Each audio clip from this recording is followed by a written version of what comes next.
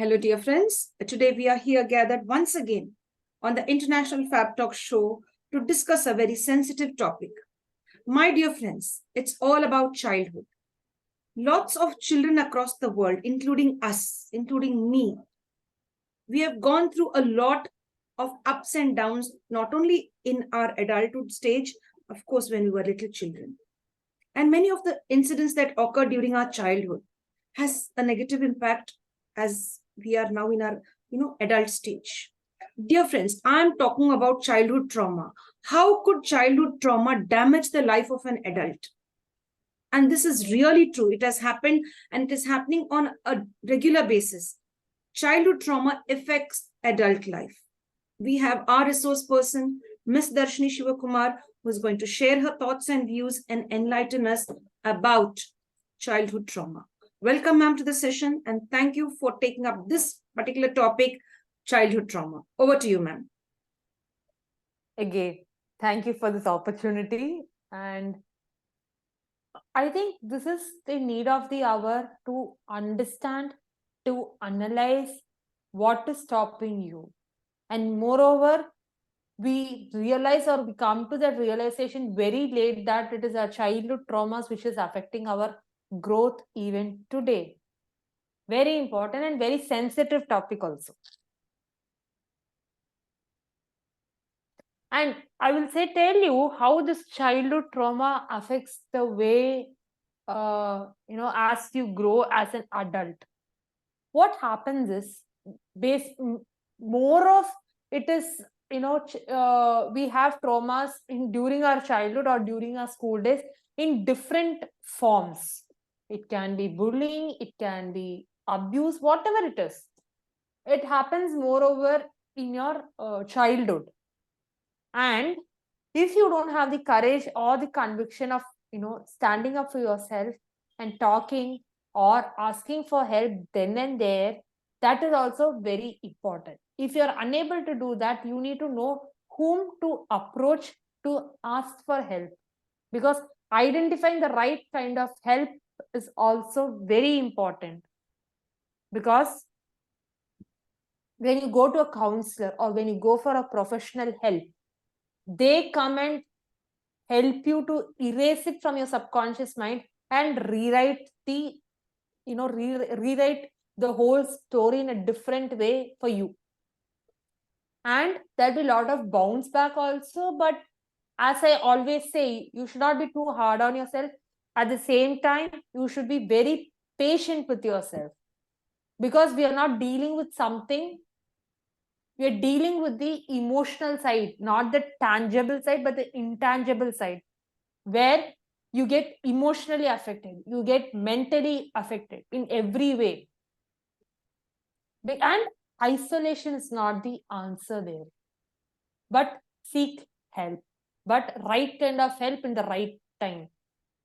If you don't have the courage to speak up, go speak up with somebody whom you trust and tell that person that this is what happened and I don't know whom to go convey this thing or get help from. Because many of us face this difficulty where we don't know whom to go ask help for these kinds of scenarios. Is it a coach or is it a counselor? We get confused. I hope this has given you some kind of insights to how your childhood trauma affects adulthood. Because I have seen people talking that, when they're in the age of 40, 45, they say that, they are unable to sit around with people because there must be some childhood trauma which is bothering them even today. Rather than resolving that, you can't even go sit in an interview or with a group of people in a conference room. See how it affects your meetings even today just because you had an episode in your childhood. What, for 30, 40 years back? We have something like this called as flashbacks. Yes. With regard to childhood trauma. Yes. How do we face this situation? See, basically, it starts with acceptance that, okay, it has happened. Now, what can we do about it? Or how can we emotionally change the feeling towards such situations. Yes, you can desensitize this emotional part, but it will take a little time, and you will have to give yourself that time. Because I'm saying that it is not what happens to you, it is your mindset which is gonna matter after that incident, which is gonna matter. It is not the situation. It is basically a mindset which is playing tricks on you. Yes, dear. Yes, dear. Thank you so much. One of our guests put this up in the chat box, and it is childhood trauma is what? Childhood trauma is basically witnessing violence when you are a young child, witnessing any dangerous kind of violence, physical neglect, emotional abuse, and sexual abuse. These could be a few childhood traumas. Now, this is not within the reach of the child. The child is not even able to share something what's happening to the child. So that's why in many cases we have seen the mother, if there is any violent incident going on, we have seen the mother lovingly close the child's eyes, either with her sari pallu or maybe just with her palms. She just closed the child's eyes, not allowing the child to see the negative incident, such that it should not impact the child at a later stage. Or maybe if there is even a demise at a certain place, they don't even take the child to the burial ground. They keep them away for a certain period of time, not to create that traumatic feeling in them. So, dear ma'am, in this way, but there are each one of us, I mean, almost all of us might have been through some incident or the other in our childhood. Some are able to overcome the childhood trauma, some aren't at this very moment. As we are talking, there are several who are still suffering from this childhood trauma. So, is there a way out to keep ourselves engaged to overcome childhood trauma? Yes, there are ways. But before I answer that question for you, it is always good to, expose your child to various situations from a young age. Because the more, if you're keeping away from incidents like these, like, attending a funeral or attending something where, the child has to experience what each emotion can feel like, rather than ignoring the situation. Because later stage, when as the child grows, when he or she is compelled to be in that situation, he or she can't face it. It will be very difficult for the child. But rather, after a day or two, sit with the child, uh, explain to the child as if you're telling a story, that these are just incidents which comes and goes, and we never know.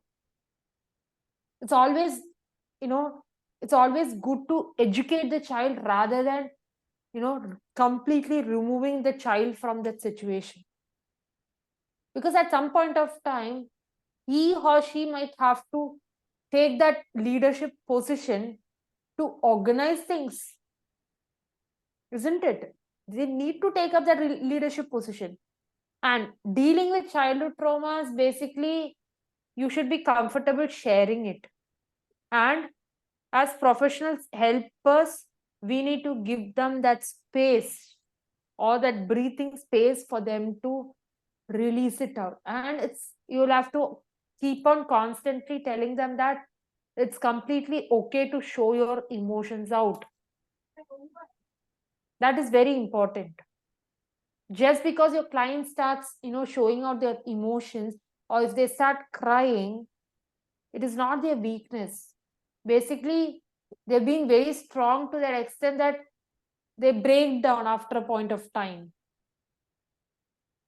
Hope I answered that. Yes, there are various techniques and other things which can be done to remove that negativity with the situation, which we can desensitize, but it will take a period of time to come out of it. Yes, ma'am. Wonderful. You're on mute. You're on mute. Yeah. I'm sorry for that. And now I've unmuted myself. Thank you for letting me know. Dear ma'am, we have one person called as Pragati Biswas. 1 second. Let me just check the chat box. Yeah. Pragati Biswas. And this is what she says. She has something to share. And she says, emotional trauma symptoms in a child. The emotional trauma symptoms. And when you become, when you grow up as an adult, these are the symptoms you could identify that you're suffering from childhood trauma. These are the symptoms like anxiety, panic attacks, fear, unknown fears. You have fear of water, fear of reptiles, maybe something you experienced when you were young. So those fears will again show up when, you are big. Anger displacement, and as well irritability, certain obsessions, shock, unable to take up, any task given to them. They have that fear. They've been ridiculed when they were young. That's what she wants to say. As she says, I, Seema, Pragati Biswas, I've been ridiculed as a little child. People would make fun of me whenever I spoke, or maybe whenever I wore a dress. They would say, no, this doesn't suit your color. And so now I become so conscious when even now I feel it quite difficult to go up and mix up in a social gathering. I love to go for functions. I love to go out. And she says, I'd like to even interact with people, but something holds me back, that I am not the best. I am not good looking. Maybe this color doesn't suit me. So the impact of being ridiculed at, in those childhood years, they are really even still now working on her. Like, she's unable to break that barrier and move ahead and socialize properly, and have a good time in life. Okay. See, here there are various things which comes into picture right now. One is, there's a difference between giving the mirage of choice and not giving them the choice to hurt you. There's a difference between acting vulnerable and being vulnerable. Four different statements. Just one or two words changed. If somebody's hurting you or somebody's verbally hurting you, think them like a cartoon character who's coming in talking with you. My coach told me this one beautiful line: emotionally become a stone. People will only hurt you when you give them the choice to hurt you. Don't give them the choice. If they're coming in, talking something, go sit in different places whenever they come to you. And fifth or sixth time, that same client will come back, or that individual will come back to you asking, why are you moving away? Then tell them, you have the choice to hurt, but I have the right not to be disturbed or not to get hurt. See, any cartoon character, any people can come and tell you a number of things. If you're gonna get hurt for each and everything, your life is gone for a toss.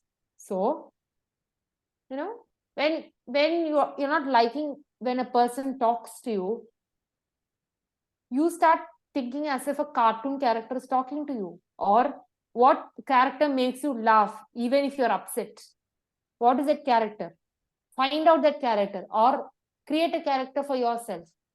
For me, basically, if somebody comes talking in a way it hurts me, for me, most of you know this, the way chipmunks talk, the Alvin and Chipmunks, the movie, which was, there are various parts to it.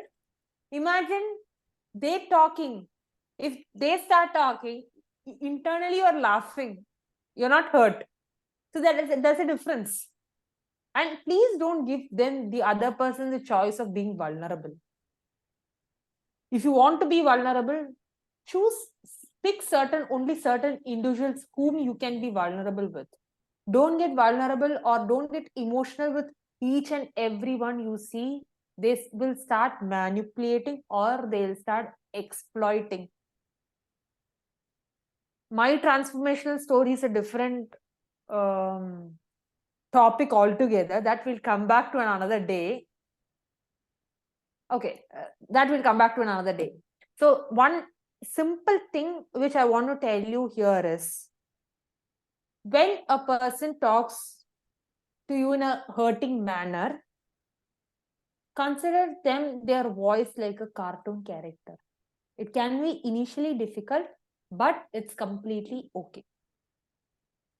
What is your favorite cartoon character, ma'am? Come on. I'm Mine, asking you. mine, Donald Duck. Donald Duck. Say somebody is coming and talking to you in an hurting way. You think of that person talking in a Donald Duck's voice. Can't you think of it? Will it make you laugh? Does it make you laugh? Yes. Yes. So similarly, do that with, have different cartoon characters, play around it. See, any number of will come and tell you any number of things. It's like keeping your earphones in your ears with high loud music. Best thing you can think of. With your favorite music playing on your earphones. Just think like that. Simple thing. Good to go. I think that helps to answer your question or the thing which you asked me right now. I hope that answered your question, whoever asked that question. And thank you for bringing that up. Yes. Yes, Steve. Yes, ma'am. Now, we have already been traumatized in our childhood. There's a question like this. And the question comes from me. Okay. Many of us have been hurt in our childhood by our parents. Then next, we have become parents. Okay. So let us be conscious enough now, as we know what is childhood trauma and how it has affected our lives. We as new parents, let us be conscious and aware how we look after or raise our children. Let us not repeat the cycle of abuse. Sometimes the cycle is repeated. What happened to me during my childhood, unconsciously I have the same type of a cycle going on, that the cycle of abuse in the family. So I would like to know, is it possible for a new parent or young parents to overcome that situation, that trauma, and look after their children in the right way without damaging their mental state or maybe the psychological well-being of the child or children they have? Again, thank you for bringing up this question. See, here there are a few factors which can, cause the child from not speaking it out. One can be your generation gap, which many of the teenagers or adolescents come and tell these days that parents don't understand to what we say. They might have had a different upbringing, agreed. But if you feel that that is there, see, sometimes you will have to become the child and talk it in the child's way. Because as you grow, it's basically you become little childish at times. The simple thing what you can do here to sort the problem of not being able to express or how do you come out of it basically is one simple question. Is it happening right here, right now? No. It's something which is already over. Yes. And that is awareness which as an individual we'll have to learn to adapt in ourselves. When a situation comes to your mind, is it happening right here, right now? If not, how can we desensitize or how can we remove the negative emotions? Removing the negative emotions can be done in certain ways, either by talking to someone or crying it out. Just once and for all, completely show your emotions out. It will help you. And yes, the professionals, I mean counselors, coaches, they have lot of different tactics and they have lot of different therapies which will help the client come out of this. Approach them or approach one of us. We can guide you to whom you can approach and when you have to do certain things. That will help you to keep the relationship healthy. And yes, when a child comes and talks to the parent, it is parents' responsibility to hear them empathetically rather than reacting to them. Please do not react to situations. See, when a child is coming and telling you that I am in distress and they're coming and asking help to you, do you react there or do you respond there or wait until they finish whatever they were talking patiently and then respond to them? Please do not react, because as parents they are the first support system for you as a child.